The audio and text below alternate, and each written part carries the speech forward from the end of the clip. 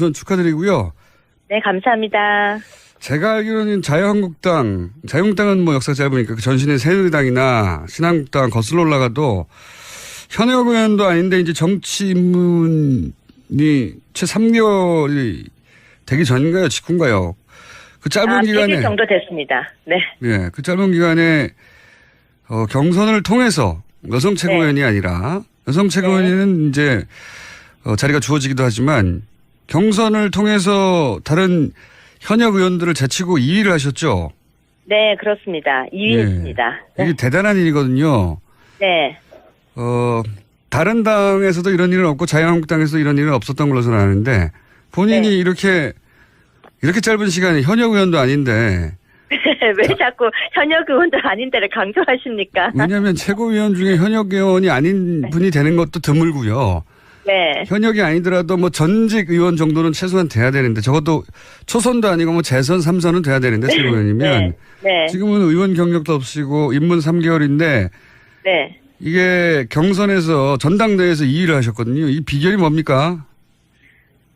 정말 죽을 만큼 뛰었습니다. 경선이 시작되어서 이제 합동 연설이 시작될 때 제 마음은요, 아마 이제 지금부터 준비 땅 해서 불구덩이를 뛰어든다는 심정으로 뛰었습니다. 그래서 정말 몸에 불이 붙지 않게 열심히 뛰어서 밖으로 나왔더니 당선되었습니다.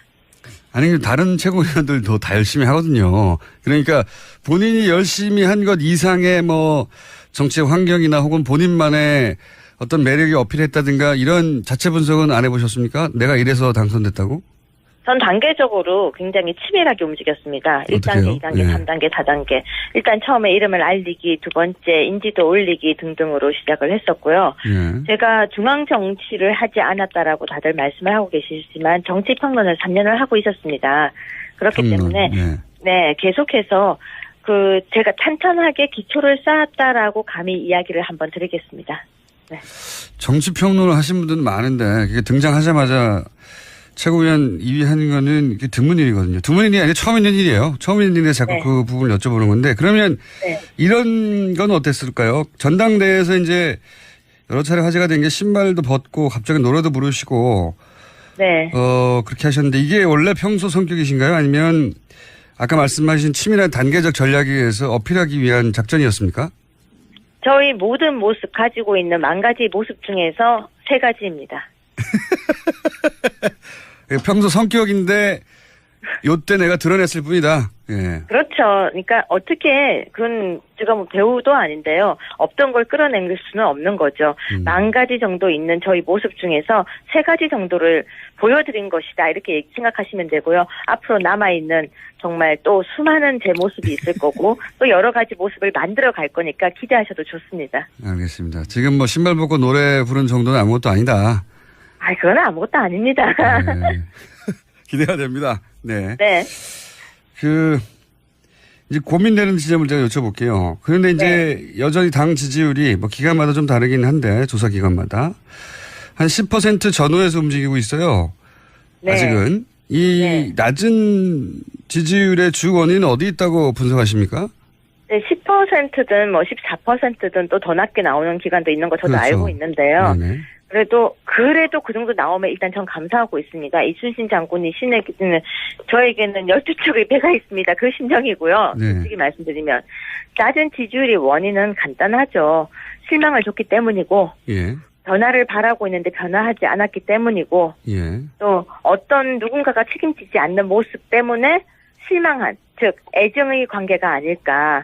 사랑하지만 실망한 모습. 그래서 저는 회복할 수 있다고 봅니다. 어떤 누군가가 책임을 지지 않는 모습이라고 하셨는데 어떤 누군가가 책임을 지고 여기서 있잖아요. 어떤 누군가는 콕 집어서 어떤 누군가가 아니고요. 예. 사람들은 누군가에게 이렇게 얘기하죠.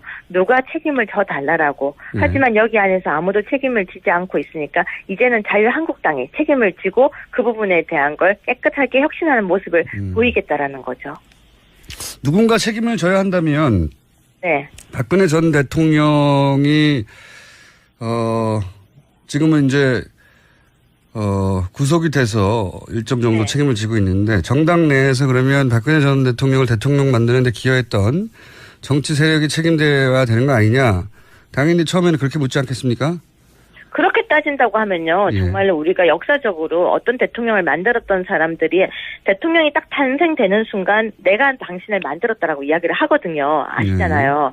많은 사람들이. 그러면 그 정권이 잘못되게 되면 그 많은 사람들이 다 책임을 져야 하나요? 전 그렇지는 않다고 바라봅니다. 다는 아닌데 적어도 이제 핵심적인 측근이나 분류되는 혹은 뭐 힘을 가졌던 사람들은 있지 않겠습니까?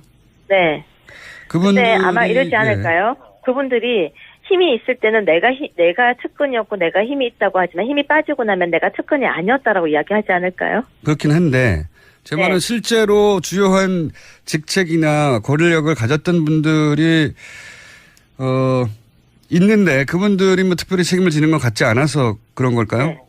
근데 우리가 많은 사람들이 책임이라고 이야기를 하고 있는데요. 그러면 어떤 책임일까요? 이미 1월 달에 저희 윤리위원회를 통해서 당원권에 관한 문제도 여러 가지가 언론에 제기됐었고 그런 부분이 있었는데 어느 정도 수의 책임을 원하시나요? 그거는 뭐 제가 원하는 게 아니라 사람들이 이 정도면 당이 이제 쇄신이 됐고 혁신이 돼서 네. 그런 모습을 보고 난 다음에 지지율이 돌아올 텐데 그게 안 돌아오는 걸 보면 사람들이 그렇게 느끼지 않는 거 아니겠습니까? 저는 그렇게 생각하지 않습니다. 어느 한 사람 한 사람의 책임이 아니라 당 전체가 변하는 모습을 보여줬어야 되는데 그 모습이 없었기 때문이고 그래서 이번 저희 지도부는 이제 어떻게 하든지 혁신의 모습, 바뀌는 모습을 보이려고 노력하고 있기 때문에 한두 달 정도 바라보시면은 윤곽이 보이고 변하고 있다라고 느끼실 거라고 봅니다.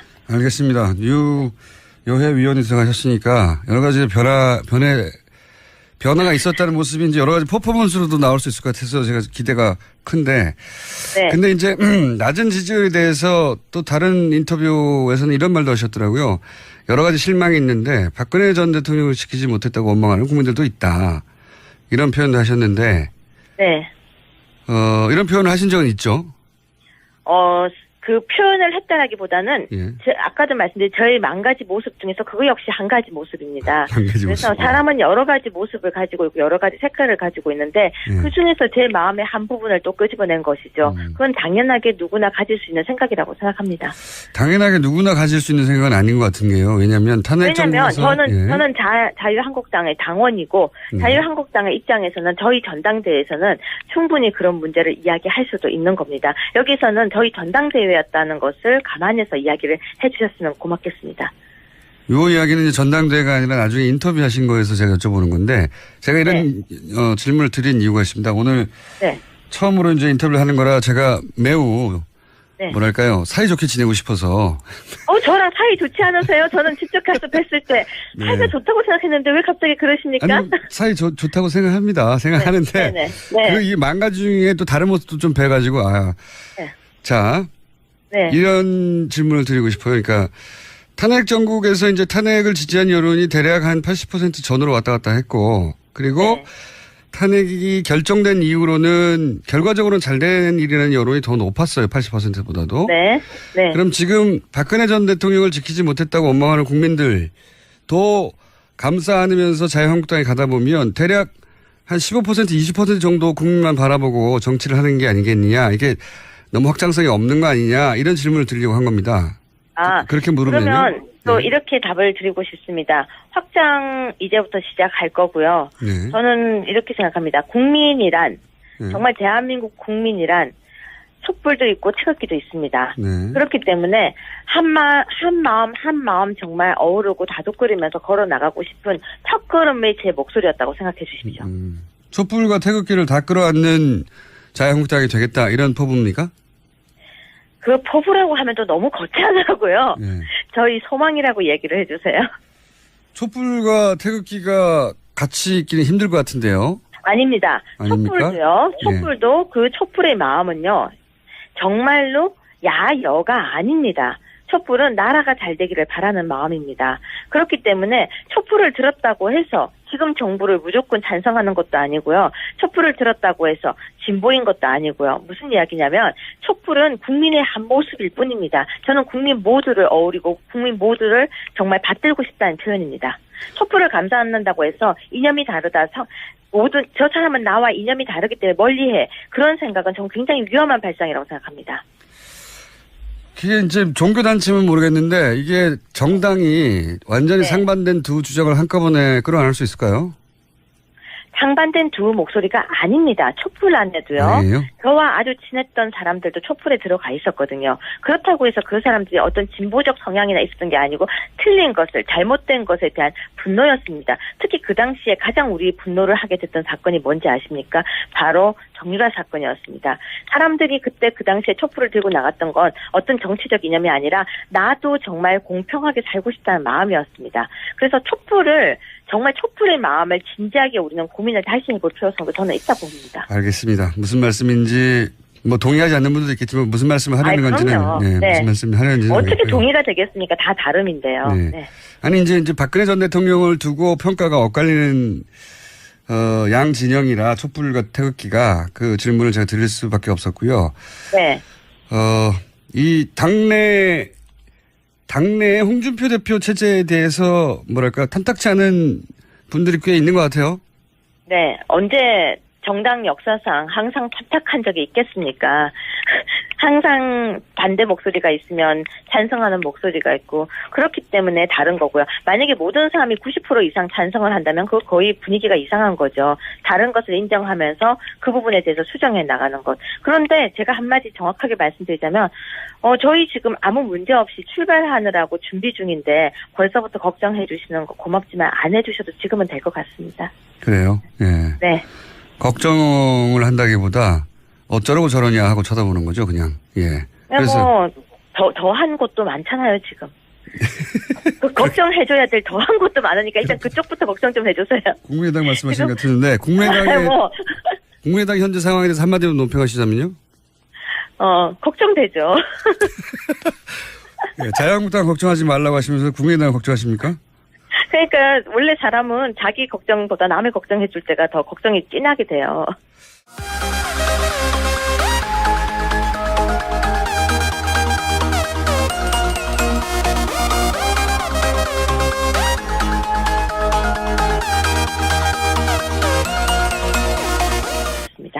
네.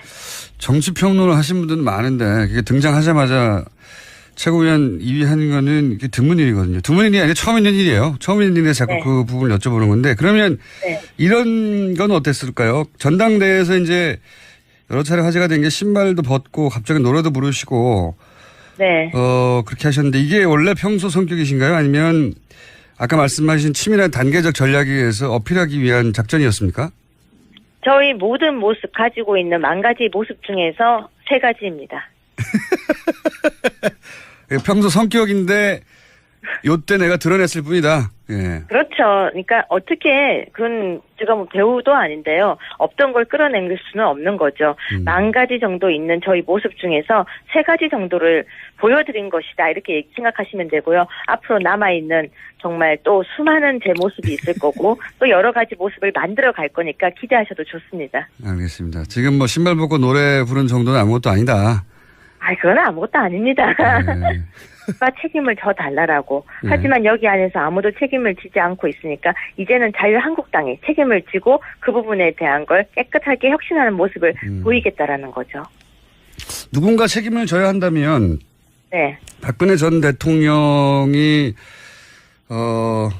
지금은 이제 구속이 돼서 일정 정도 책임을 지고 있는데 정당 내에서 그러면 박근혜 전 대통령을 대통령 만드는 데 기여했던 정치 세력이 책임져야 되는 거 아니냐. 당연히 처음에는 그렇게 묻지 않겠습니까? 그렇게 따진다고 하면요. 정말로 우리가 역사적으로 어떤 대통령을 만들었던 사람들이 대통령이 딱 탄생되는 순간 내가 당신을 만들었다라고 이야기를 하거든요. 아시잖아요. 많은 사람들이. 그러면 그 정권이 잘못되게 되면 그 많은 사람들이 다 책임을 져야 하나요? 전 그렇지는 않다고 바라봅니다. 다는 아닌데 적어도 이제 핵심적인 측근이라 분류되는 혹은 힘을 가졌던 사람들은 있지 않겠습니까? 네. 그분들이 아마 이러지 않을까요? 그분들이 힘이 있을 때는 내가 측근이었고 내가 힘이 있다고 하지만 힘이 빠지고 나면 내가 측근이 도 없이고 입문 3개월인데 네. 이게 경선에서 전당대회에서 2위를 하셨거든요. 이 비결이 뭡니까? 정말 죽을 만큼 뛰었습니다. 경선이 시작되어서 이제 합동 연설이 시작될 때 제 마음은요. 아마 이제 지금부터 준비 땅 해서 불구덩이를 뛰어든다는 심정으로 뛰었습니다. 그래서 정말 몸에 불이 붙지 않게 열심히 뛰어서 밖으로 나왔더니 당선되었습니다. 아니, 다른 최고위원들도 다 열심히 하거든요. 그러니까 본인이 열심히 한 것 이상의 뭐 정치적 환경이나 혹은 본인만의 어떤 매력이 어필했다든가 이런 자체 분석은 안 해보셨습니까? 내가 이래서 당선됐다고? 전 단계적으로 굉장히 치밀하게 움직였습니다. 1단계, 2단계, 예. 3단계, 4단계. 일단 처음에 이름을 알리기, 두 번째 인지도 올리기 등등으로 시작을 했었고요. 예. 제가 중앙 정치를 하지 않았다라고 다들 말씀을 하고 계시지만 정치 평론을 3년을 하고 있었습니다. 그렇기 때문에 예. 네, 계속해서 제가 탄탄하게 기초를 쌓았다라고 감히 이야기를 한번 드리겠습니다. 우선 축하드리고요. 네, 감사합니다. 제가 알기로는 자유한국당은 뭐 역사 짧으니까 그 전신의 새누리당이나 신한국당 거슬러 올라가도 현역 의원도 아닌데 이제 정치 입문이 채 3개월이 되기 전인가요? 직후인가요? 그 짧은 기간에. 100일 정도 됐습니다. 네. 예, 그 짧은 기간에, 경선을 통해서 여성 최고위원이 아니라 여성 최고위원은 이제, 자리가 주어지기도 하지만 경선을 통해서 다른 현역 의원들을 제치고 2위를 하셨죠? 네, 그렇습니다. 2위 했습니다. 네. 이게 대단한 일이거든요. 네. 다른 당에서도 이런 일은 없고 자유한국당에서도 이런 일은 없었던 걸로 저는 아는데 본인이 네. 이렇게 짧은 시간에 현역 의원도 아닌데 왜 자꾸 현역 의원도 아닌 데를 강조하십니까? 왜냐하면 최고위원 중에 현역 의원이 아닌 분이 되는 것도 드물고요. 네. 현역이 아니더라도 뭐 전직 의원 정도는 최소한 돼야 되는데 적어도 초선도 아니고 뭐 재선 3선은 돼야 되는데 최고위원이면 네. 네. 지금은 의원 경력 기대가 됩니다. 네. 네. 이제 고민되는 지점을 제가 여쭤볼게요. 그런데 이제 여전히 당 지지율이 뭐 기간마다 좀 다르긴 한데 조사 기간마다 한 10% 전후에서 움직이고 있어요. 네. 아직은 이 낮은 지지율의 주 원인은 어디 있다고 분석하십니까? 네, 10%든 뭐 14%든 또 더 낮게 나오는 기간도 있는 거 저도 그렇죠. 알고 있는데요. 네네. 그래도 그 정도 나오면 일단 전 감사하고 있습니다. 이순신 장군이 저에게는 12척의 배가 있습니다. 그 심정이고요. 네. 솔직히 말씀드리면 낮은 지지율의 원인은 간단하죠. 실망을 줬기 때문이고 예. 변화를 바라고 있는데 변화하지 않았기 때문이고 예. 또 어떤 누군가가 책임지지 않는 모습 때문에 실망한, 즉 애정의 관계가 아닐까. 사랑하지만 실망한 모습. 그래서 저는 회복할 수 있다고 봅니다. 어떤 누군가가 책임을 지지 않는 모습이라고 하셨는데 어떤 누군가가 책임을 지고 여기서 있잖아요. 어떤 누군가는 콕 집어서 어떤 누군가가 아니고요. 예. 사람들은 누군가에게 이렇게 얘기하죠. 누가